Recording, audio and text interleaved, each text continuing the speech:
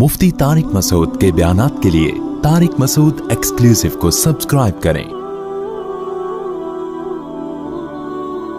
Tariq Masood exclusive.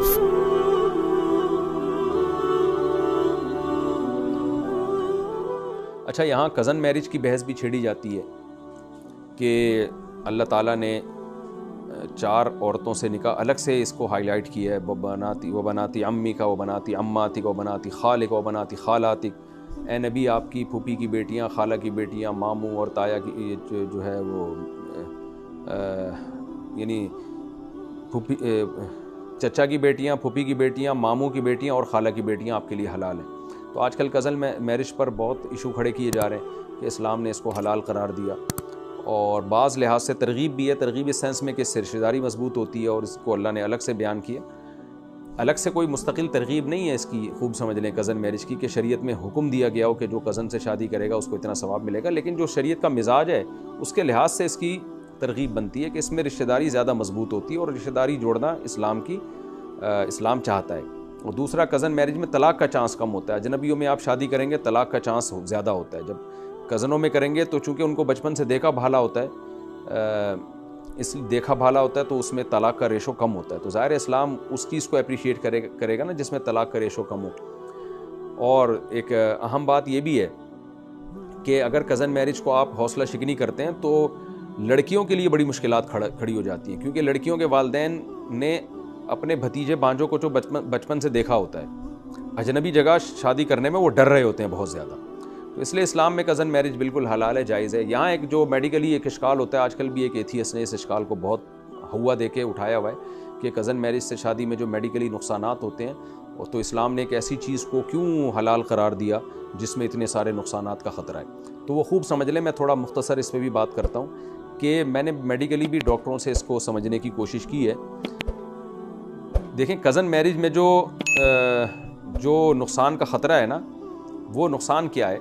नुकसान ये हो सकता है जो कोई भी शख्स है ना, उसके जब औलाद दर औलाद में, यानी उस शख्स में अगर कोई उसके क्रोमोसोम में या उसके जीन में कोई ख़राबी है, तो वो ख़राबी उसके बेटों में, बेटियों में जाएगी। फिर जब उनके बेटों के आगे औलाद होगी तो उनमें भी ट्रांसफ़र होगी। यानी इसका इम्कान ज़्यादा होता है बनिस्बत अजनबियों के।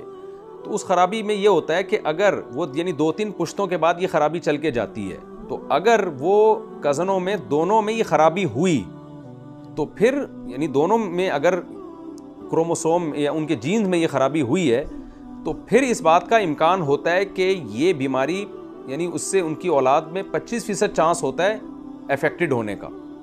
यानी कि ये जो उनके अंदर ये बीमारी है जो कि उन यानी माँ बाप में तो वो ज़ाहिर नहीं हुई, लेकिन आगे उनकी औलाद में ज़ाहिर होने का इम्कान होता है। ये हकीकत है जो एक साइंसी लिहाज से प्रूव हो चुकी है। तो अब इसमें ये जो एथियस्ट लोग हैं ना, ये कहते हैं कि जी 25% चांस होता है औलाद के बीमार होने का। तो आप 25% चांस क्यों ले रहे हो? तो खूब समझ लें, अगर माँ बाप दोनों अफेक्टेड होंगे ना, तो 25% चांस होता है कि इनके बच्चों में ये बीमारी आए। लेकिन दोनों के अफेक्टेड होने का 25% चांस नहीं है। उनमें बहुत कम चांस होता है कि दोनों अफेक्टेड हों। यही वजह है कि मुशाहिदा ये है कि कज़नों में धड़ाधड़ मुसलमानों में शादियां हो रही हैं, लेकिन ऐसा नहीं है कि 25% बच्चे लंगड़े लूले पैदा हो रहे हैं या माजूर पैदा हो रहे हैं। बहुत कम रेशो है माजूर पैदा होने वालों का। लेकिन फिर भी बहरहाल इसका इम्कान होता है कि अगर माँ बाप दोनों अफेक्टेड हों तो 25% चांस होता है कि बच्चे में गड़बड़ हो। सवाल पैदा होता है, अगर दोनों अफेक्टेड हों, अगरचे दोनों के अफेक्टेड होने का चांस बहुत कम है, लेकिन अगर हों तो फिर औलाद में गड़बड़ होने का इम्कान तो आ गया ना। तो फिर इस्लाम ने इसकी इजाज़त क्यों दी? तो खूब समझ लें कि ऑटोसोमल डिसऑर्डर एक ऐसी बीमारी है जिसमें आपने देखा होगा कुछ बच्चे ऐसे होते हैं जो मुस्कुराते से चेहरे होते हैं उनके, और उनकी मेंटली ग्रोथ नहीं होती। इसमें अगर माँ बाप में से कोई एक भी अफेक्टेड होना, तो इस बात का 50% चांस होता है कि बच्चे में ये माजूरी आए।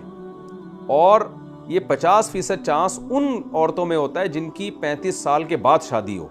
तो इससे साफ पता चलता है कि अगर किसी लड़की की 35 साल के बाद शादी हो रही है या 35 साल के बाद उसके बच्चा पैदा हो रहा, और ये फैक्ट है, ये हकीकत है, यानी जिन डॉक्टरों से मेरा राब्ता हुआ उन्होंने बताया तहकीक से साबित हो चुका है कि अगर औरत की उम्र 35 साल से ज़्यादा है और माँ बाप अफेक्टेड हों तो 50% चांस है कि बच्चे में माजूरी आएगी।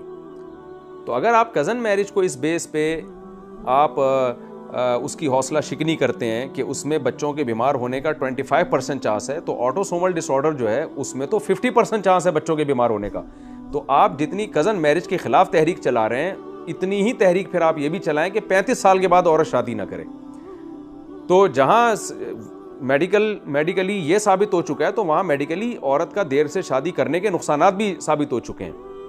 اور ایک اور حقیقت یہ بھی ثابت ہو چکی ہے، جو کینسر کے ایک بہت بڑے اسپیشلسٹ سے 2 ڈاکٹروں سے میں نے یہ بات خود سنی ہے جو بہت بڑے اسپیشلسٹ ہیں، کہ بریسٹ کینسر کے چانسز جو ہے نا، عورت کے اگر جلد بچہ نہ ہو، جیسی وہ بالغ ہوئی اور اس کی شادی نہیں ہو جاتی اور اس کے بچہ پیدا نہیں ہوتا اور وہ مدر فیڈ پہ نہیں آتی، اگر وہ دیر سے اس کی شادی ہوتی ہے جو کہ ہمارے یہاں نارمل ہے، تو بھی اس میں بریسٹ کینسر کے چانسز بڑھ جاتے ہیں. تو اس سے یہ بھی ہونا چاہیے کہ پھر آپ جو ہے کزن میرج کی حوصلہ شکنی کے ساتھ ساتھ پھر آپ دیر سے شادیوں کی بھی حوصلہ شکنی کریں. تو یہ کیا بات ہے کہ آپ ان کی تو حوصلہ شکنی نہیں کر رہے، ان کی حوصلہ شکنی کر رہے ہیں. تو اس کا مطلب آپ کو میڈیکلی مسئلہ نہیں ہے، آپ کو کوئی اسلام سے مسئلہ ہے. تو اسلام نے ایک جنرلی ایک حکم دیا ہے کہ بھائی کزن میں بھی شادی ہو سکتی ہے، 35 سال کے بعد لڑکی کی شادی بھی ہو سکتی ہے، اور کیونکہ امکانات وہاں ہیں تو یہاں بھی ہیں امکانات. تو اس لیے اب خاندانی نظام تو نہیں تباہ کرنا نا اسلام نے. ہاں آپ یہ ضرور ہے کہ میڈیکلی جب ایک چیز ہو چکی ہے اور ایک ٹیسٹ ممکن ہے تو اس میڈیکل سائنس سے اب آپ فائدہ اٹھا سکتے ہیں. اس لیے ہم لوگوں کو یہ مشورہ دیتے ہیں کہ کزن میں شادی سے پہلے بہتر یہی ہے کہ وہ دونوں اپنا ٹیسٹ کروا لیں، کیونکہ اگر دونوں افیکٹڈ ہوئے تو پھر چانس ہوگا کہ بچے میں 25% معذور ہونے کا. تو اگر دونوں افیکٹڈ نہیں ہے تو پھر کوئی چانس، پھر کوئی بیماری کا خطرہ نہیں ہے ان کو، پھر وہ ہنسی خوشی جو ہے نا شادی کریں. تو کزن میرج کی حوصلہ شکنی کرنے کے بجائے لوگوں کو یہ ترغیب ضرور دے دینی چاہیے کہ اگر کزن میں شادی کر رہے ہیں، جو کہ ایک شریعت میں پسندیدہ کام ہے، رشتہ داری مضبوط ہوتی ہے، تو بہتر یہی ہے کہ دونوں پہلے اپنا ٹیسٹ کروا لیں. اگر ٹیسٹ میں دونوں افیکٹڈ ہیں تو پھر کیا کریں؟ شادی نہ کریں؟ نہ. ڈاکٹرز کا کہنا یہ ہے کہ پھر بھی وہ شادی کریں، کیونکہ یقین نہیں ہے کہ بچہ معذور ہوگا. ہاں وہ احتیاط ضرور کر لیں کہ اگر دونوں افیکٹڈ ہیں تو حمل کے ابتدائی دنوں میں وہ ٹیسٹ کروا لیں کہ یہ بیماری بچے میں ٹرانسفر ہوئی ہے کہ نہیں ہوئی ہے. حمل کے ابتدائی دنوں میں پتہ چل جاتا ہے. اگر بچے میں بیماری ٹرانسفر ہوئی ہے تو اس کو ابتدائی دنوں میں ضائع بھی کرایا جا سکتا ہے. تو خلاصہ یہ نکلا کہ بھائی کزن میں نکاح کرنے میں کوئی شریعت میں بھی حرج نہیں ہے، میڈیکلی بھی کوئی حرج نہیں ہے، لیکن دونوں بہتر ہے کہ اپنا ٹیسٹ کروا لیں. دونوں افیکٹڈ ہیں تو بھی رشتہ توڑنے کی ضرورت نہیں ہے، بلکہ پریگنینسی میں وہ ٹیسٹ کروا لیں، اور ٹیسٹ سے اگر پتہ چل جاتا ہے کہ بچے میں کوئی معذوری ہے تو شریعت میں ابتدائی دنوں میں اس کسی عذر سے بچے کا حمل گرانا جائز ہے، اس میں کوئی حرج نہیں ہے. خلاصہ میں بیان کر دیتا ہوں کہ جو بھی کہتے ہیں نا کزن میرج نہیں کرنی چاہیے، اس میں بیماری کا خطرہ ہے، تو بس آپ ان کو یہ کہہ دیا کریں کہ 35 سال کے بعد اگر عورت شادی کرتی ہے تو اس میں بھی بچے کی معذوری کا خطرہ ہے. وہ خاص قسم کی بیماری نا، جو چھوٹے بچے ہوتے ہیں مسکراتے ہوئے چہرے سے ہوتے ہیں ان کے، تو پھر 35 سال کے بعد شادی کو بھی کی حوصلہ شکنی کرنی چاہیے. اسی طرح اگر خاتون کے دیر سے بچہ پیدا ہوتا ہے، عمر ان کی زیادہ ہو جاتی ہے، اور تو بھی یہ چیز بریسٹ کینسر کا ذریعہ بن سکتی ہے. تو لہذا جس خاتون کی عمر 30-35 سال سے زیادہ ہو گئی ہے اس کی شادی کی حوصلہ شکنی کرنی چاہیے. تو ظاہر ہے جب وہاں حوصلہ شکنی نہیں کرتے بلکہ بیماری کے علاج کی کوشش کرتے ہیں یا پیشگی بیماری سے بچنے کی کوشش کرتے ہیں، تو پھر یہاں بھی ایسا ہی ہے. باقی گوروں کی باتوں میں نہیں آنا چاہیے، ایتھیسٹ لوگوں کی باتوں میں ہمیں نہیں آنا چاہیے، کیونکہ ان کا تو کوئی خاندانی نظام رہا نہیں ہے بیچاروں کا.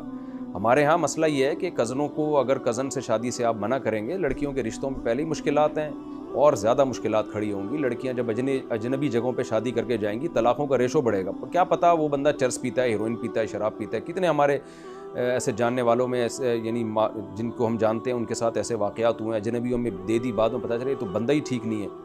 تو اس لیے اسلام تو ہر پہلو سے حکم دیتا ہے نا.